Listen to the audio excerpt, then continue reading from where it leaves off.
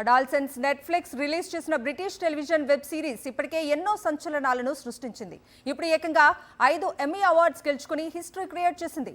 సిరీస్లో lead role చేసిన open Kumar చిన్న వయసులోనే ఎమ్మీ అవార్డు అందుకొని చరిత్ర సృష్టించాడు. ఈ ఏడు నెట్ఫ్లిక్స్ రిలీజ్ చేసిన అడాల్సెన్స్ వెబ్ సిరీస్ కంటెంట్ పరంగా ఓటీటీ వరల్డ్ ని షేక్ చేసింది. ప్రపంచవ్యాప్తంగా ప్రేక్షకుల దృష్టిని ఆకర్షించింది. ఇప్పుడు ఇదే సిరీస్ ఎవరూ ఊహించని విధంగా 77వ ఎమ్మీ అవార్డులో ఏకంగా 5 పురస్కారాలు గెలుచుకుని చరిత్ర సృష్టించింది. సిరీస్లో మెయిన్ రోల్ చేసిన ఓవెన్ కూపర్ చిన్న వయసులోనే ఎమ్మీ అవార్డు సొంతం చేసుకుని రికార్డ్ క్రియేట్ చేశాడు.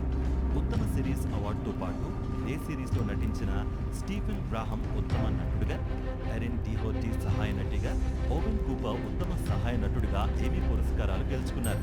లిమిటెడ్ సిరీస్ విభాగంలో దర్శకుడు ఫిలిప్ బారంటిని ఎమ్మీని గెలుచుకున్నారు. నెట్ఫ్లిక్స్లో అత్యధిక వ్యూస్ తెచ్చుకున్న అతి కొద్ది వెబ్ సిరీస్లో అడాల్సెన్స్ ఒకటి.